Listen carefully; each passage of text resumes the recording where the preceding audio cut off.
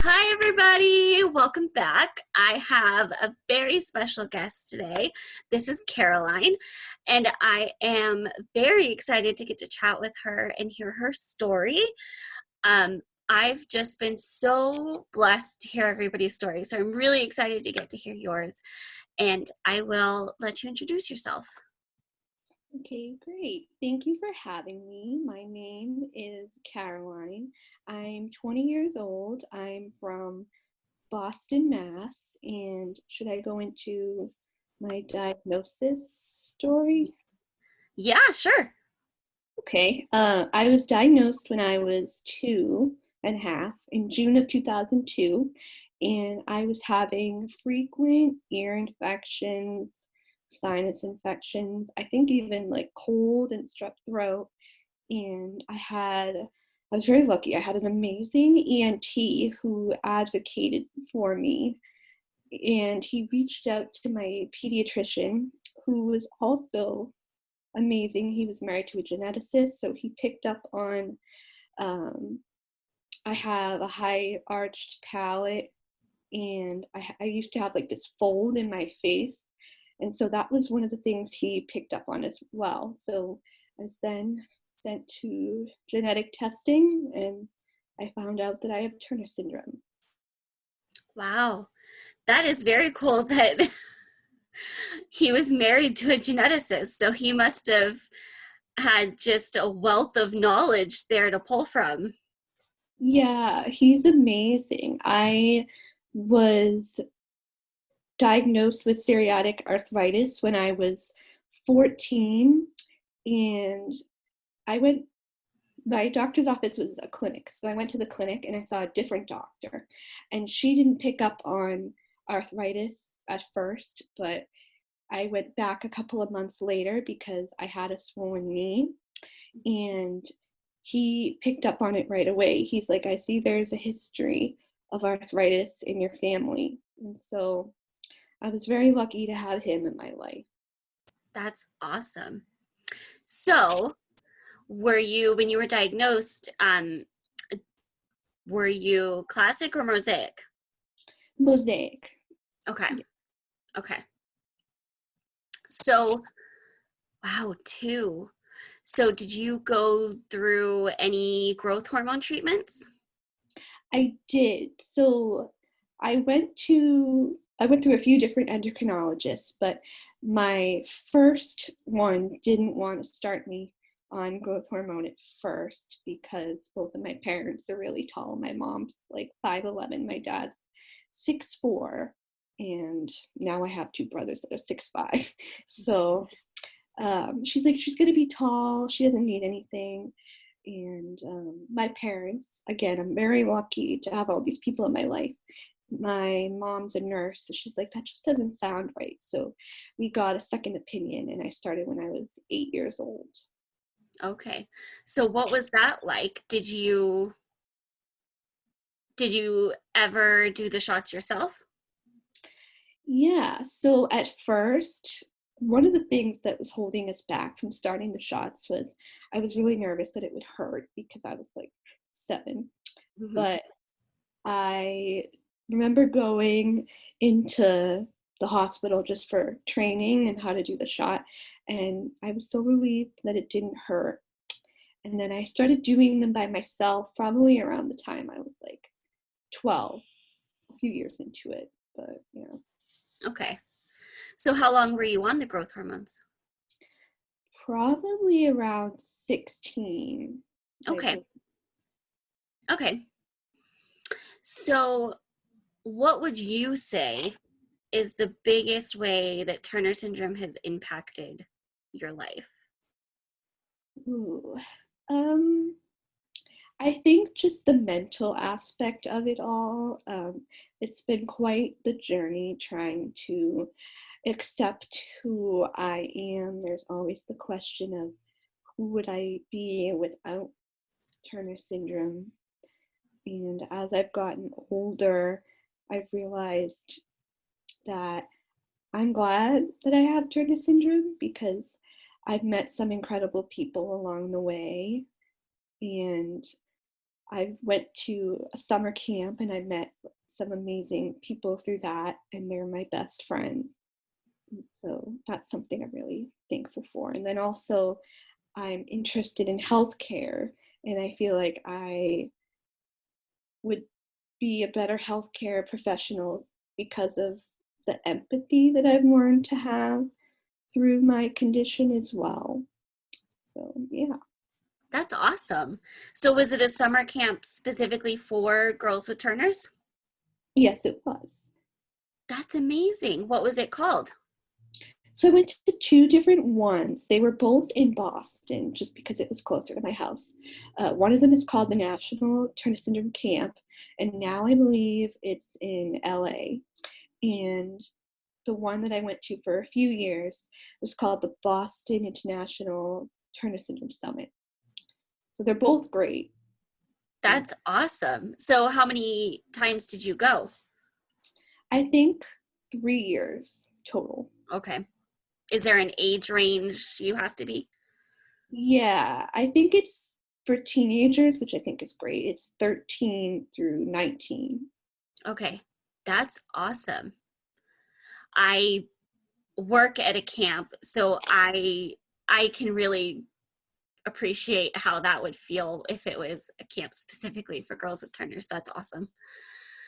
Yeah, I wish I found it earlier. I started when I was like 15, so to have that earlier. But I'm so blessed to have had that opportunity. Yeah, and camp just always seems to create amazing friendships that last far beyond being at camp. So that's always amazing as far as the community around you.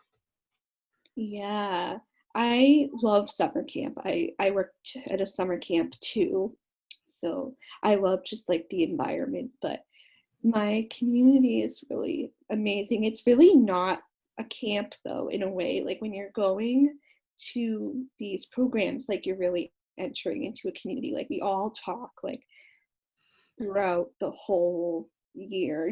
I talk to even some of my counselors. We're all friends on Instagram and everything like that. So it's really cool. I've traveled. I went to Wisconsin to see some of my friends from camp. So that's really cool. That's awesome. So is your community within like finding others with Turner syndrome, has that been mostly in person or online for you? Um, a little bit of both now. I have joined Facebook groups too, and um, I found you on YouTube, so I'm trying to like not be afraid when I see people like you and to reach out. Mm-hmm. That's something I'd recommend to people listening is to not be afraid to reach out and get the support that you need. Yeah, absolutely. I feel like that's one thing, especially because online it can feel a little more daunting than in person. I feel like it's harder to get a gauge for how interested people are going to be in interacting. I don't know. There's just something very unique about finding a community online, but it has been an incredible blessing for me, um, to be able to, when I didn't really have many resources for it before. So I love it. Yeah.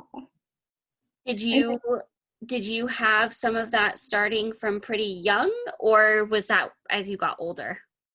no, I really didn't meet anybody until I went to camp for the first time, and that really inspired me to to go. I was really nervous because I don't know if you have this, but on like the pamphlets and stuff that you get when you're diagnosed, like my mom kept them, and I don't know if this sounds like mean, but like they didn't like the girls in the pamphlets. They're like naked people, and like they don't make these people look really like approachable, you know. Yeah. So I was really nervous. Yeah, it's the same thing with Googling. It Right. it makes it look so scary. Yeah. I tell like my friends when I first tell them that I have Turner syndrome, I tell them not to Google it. Yeah, that's smart. Because there's so much out there and there's so much that you need context to really understand. One of the stories my mom tells from when I was diagnosed was the doctor showing her these pictures in this medical like textbook, I think. And he said, but she's not going to look like that. And it was those scary, weird pictures that you find on Google. And they're like, well, then what is she going to look like? Like, what are we supposed to expect then? And I just feel like there's not that great of representation out there in Google. No. It's so sad. Yeah. So, what would you say is your biggest lesson that you've learned from having Turner syndrome? Hmm.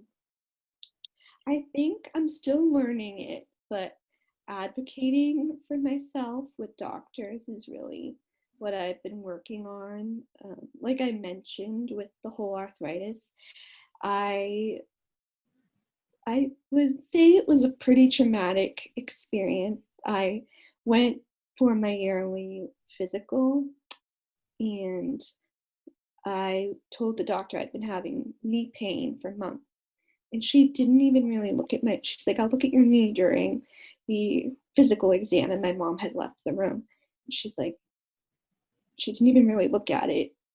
And so that was my first experience really bringing something to the doctor's attention. So, yeah. Yeah, that's important. That's an important one, especially as I feel like more recently I've noticed more and more new, like, this might sound weird, but fresh out of college doctors are going into endocrinology. And not that that's bad, but there's a learning curve that you have in the beginning, and especially with something that's so not as well known as Turner's. Um, it's, I don't know, I've run into so much more of that lately of like having to explain things. Right. And I feel like, I don't know, I'd be curious to hear your experience with endocrinologists because I feel like endocrinologists are, I've been through, I think, four. I'm happy with the one that I have now. I went through like two in pediatrics and now like two in adults, but they're chemists. And so I feel like they're not like super personable people.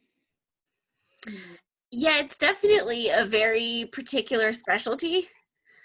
Um, I have had actually more adult endos than I had pediatric. I was very, very lucky to be able to stay with the same pediatric endo until I was actually till I was 21 because she had had me since I was 12. So they let her keep me beyond 18. And I really loved her. So we were happy about that. She was awesome. As an adult has been when I've run into more, I've had to push back a little more. I've had my moments of having to, like, where I'll say something doesn't feel right with my medicine, and I've had that brushed aside, and they'll kind of like, she kind of looked at me like, okay. And I'm like, no, really, I've been doing this for most of my life. I understand what this is supposed to feel like. This isn't right. But I think in general, endocrinology covers more than just Turner's. It also covers thyroid problems in general. It covers diabetes. It covers other, just the endocrine system in general. Mm-hmm. So if you get somebody that's super into and really well knowledgeable about Turner's, they're amazing. Or even just somebody super interested in that particular area of hormones, they can be amazing. you do run the risk of that not being something they are like. It's still hit and miss. It's a little less hit and miss with endos than with a like general practitioner as far as how well they'll understand things, but there is a dynamic of if it's something they're super into or not, because otherwise them being up on the research, them being up on understanding how it all works and what you would need is a little more 50-50. You got to kind of feel that particular doctor out. I do think if you have certain things that you're wanting to work on that are super specific, it's more than worth going to see an endo. I know there are a lot of women that don't go see endos and their GP is able to handle everything. For being able to look at hormones, I've really liked having my endo, especially one that I work really well with. Like, I've switched a couple of times and I found one that I really, really like. And I really like, it's a partnership and I enjoy working with her in that way. And if you can find that, I think it's amazing. And they have access within their community to so many other people that are maybe in that research. Like, I had one endo that she was talking to doctors that were doing hormone replacement therapy research and had all of these different regimens that they were trying and everything. And she was super into it. She was like, I want to try whatever you want to try. And it was awesome. So if you have that, it's really great.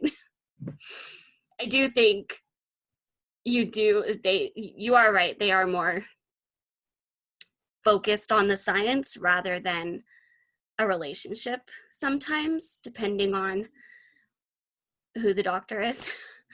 But yeah. Yeah.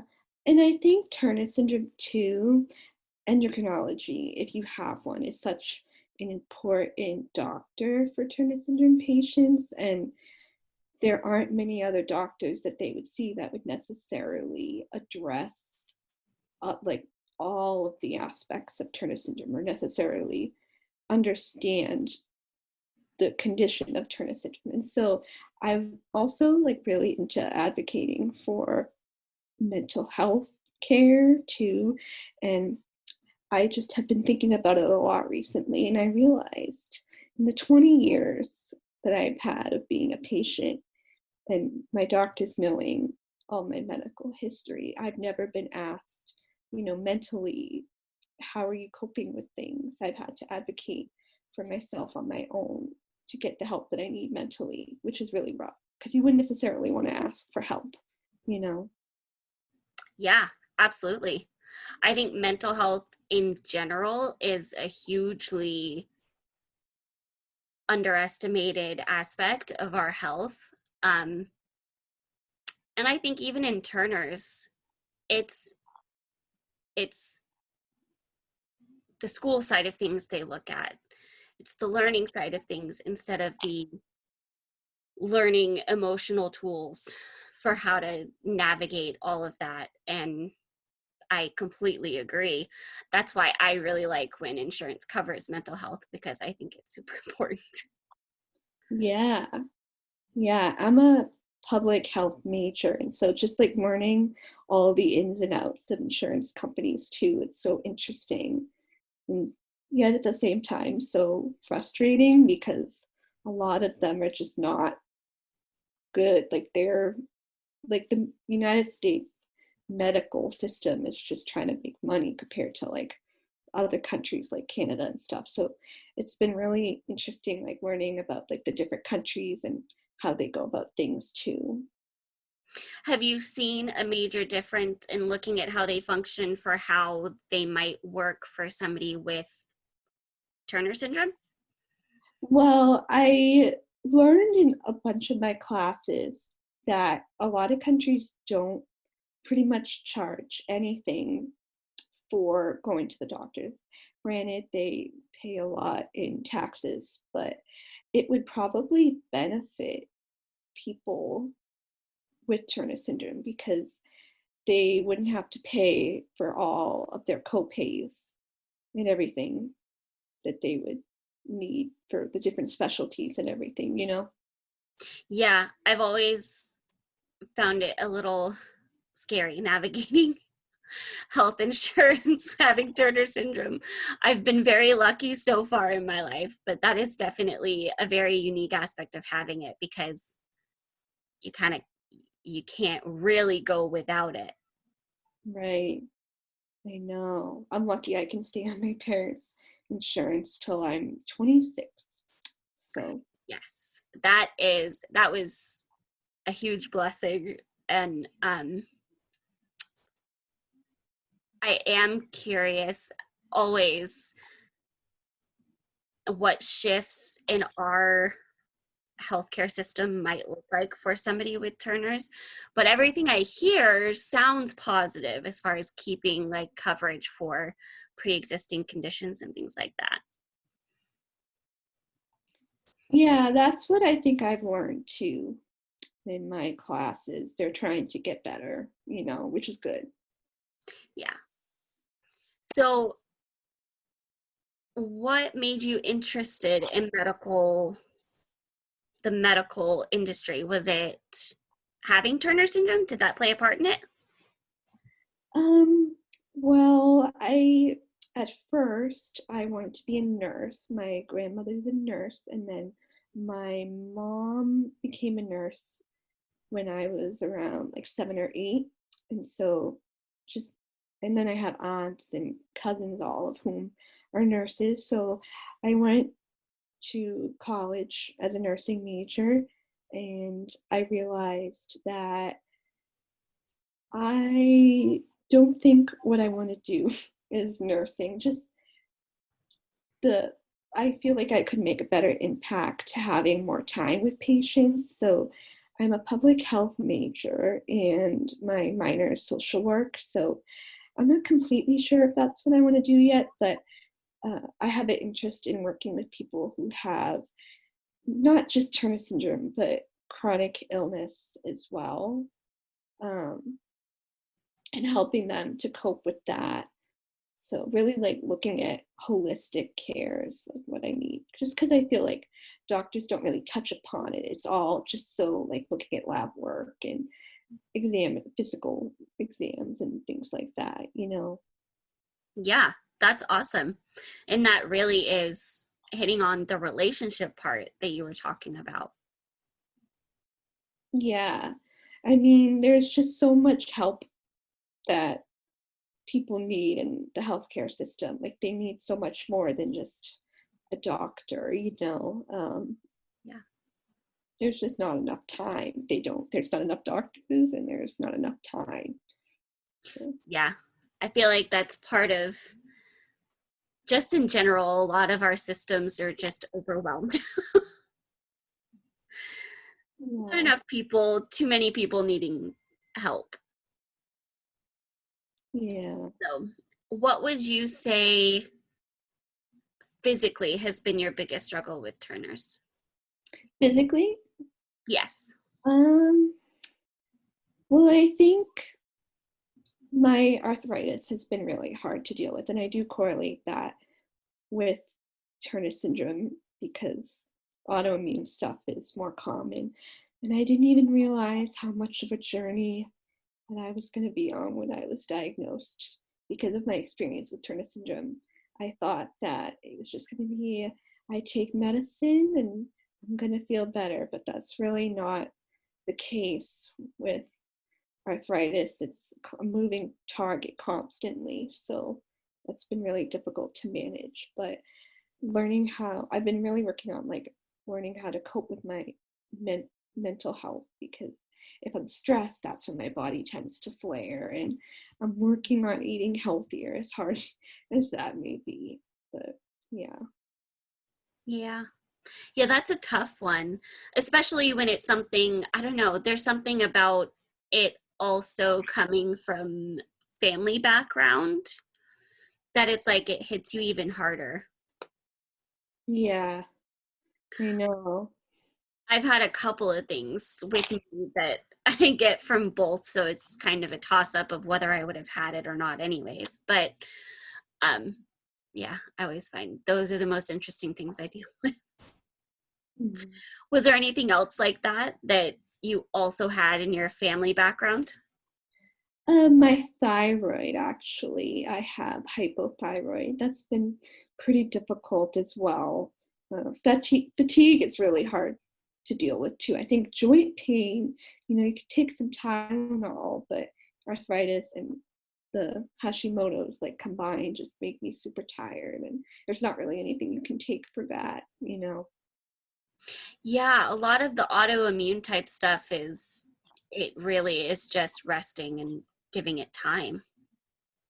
Yeah. And it's hard to give yourself permission to do that too. You feel like I should be doing schoolwork and going to work and all that stuff. Yeah, I tend to do that to myself with sleep and rest in general. And then I wake up not feeling great and I wonder why. And I'm like, oh, okay, Yeah. that's a product of I need more sleep. But yeah, that's an interesting, and I feel like that's a common struggle with all of the different things of Turner's, is just it really is about being intentional with taking care of yourself. And then if you do, it's easier to stay on top of. And then when you get off of it, it's like feels like a big hill to climb to get back up. Right. Yeah.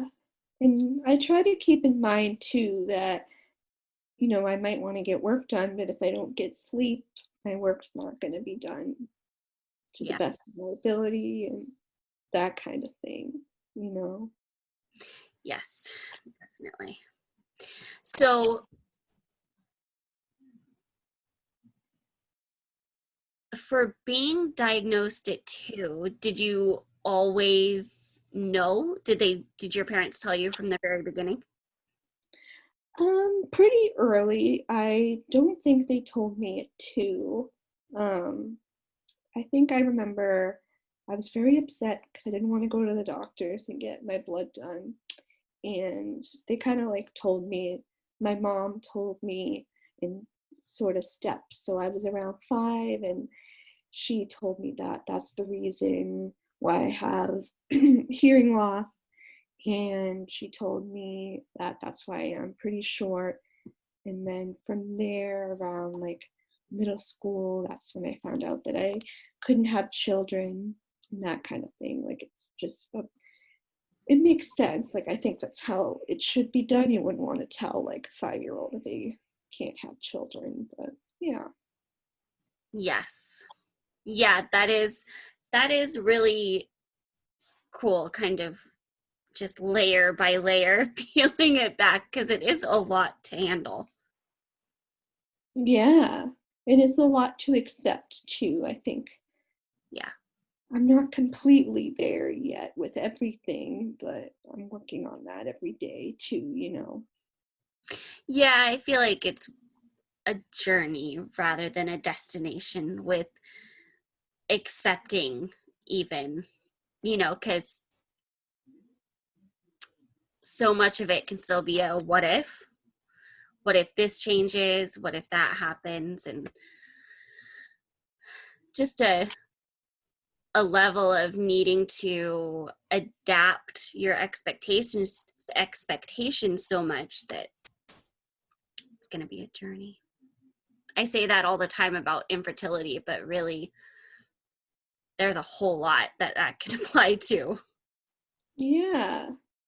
It is a blessing and a curse because in some ways you know that life is unpredictable, and I think that that's a quality that we have. We're just grateful to even just be alive. But also I think a lot of my anxiety is health related too. It's like, what's that twinge that I'm feeling? Is that that kind of thing. And fertility is a huge thing too. it's more the mental side of that for me right now. 'Cause I am 20 and not wanting to have a family just yet, but I do think about it like all the time, and I see, family members with babies and things like that too. Yeah. Yeah, and even while you're going through the physical side of it for infertility, it's always a mental game with yourself of giving yourself permission to embrace something you never expected things to look like, and keeping a much more open mind and adapting. Yeah, something that's helped me with fertility is while I may not have like the normal experience of carrying a child and all that, I think uh, the experience maybe adopting is such a cool one. I like looking at different adoption stories. I heard one where the birth mom is also involved with the child, which sounds hard, but if you think about it, you're just like being involved in such a special way with a whole family, and you're also helping a child that is yours. So I think it's a cool experience that we get to have too. Yes, it's such a beautiful story that we get to be a part of. And it doesn't look traditional. It doesn't look like the normal way of building your family, but man, there's something really beautiful about it still. Yeah, and it's nice that it's special. I like being different sometimes. Yeah, the unique stories that we get to help write is really, really cool. Yes, for sure. I think embracing that has probably been the biggest lesson I've learned in my adult life with Turners. Mm, that's an important lesson. Yes. And one that sometimes you have to be reminded of a lot, but it's a good one. Yeah. So I think I think that was everything I had. Was there anything that we didn't touch on that you would want to share? No, thank you for this opportunity to Yeah, share my experience. It's really nice. yeah. Thank you so much for wanting to come on and talk. It was awesome to get to hear your story and chat a little bit. Um, I've just been super blessed by being able to hear your story. Thank you. Yeah, thank you. Have a great rest of your day. Bye.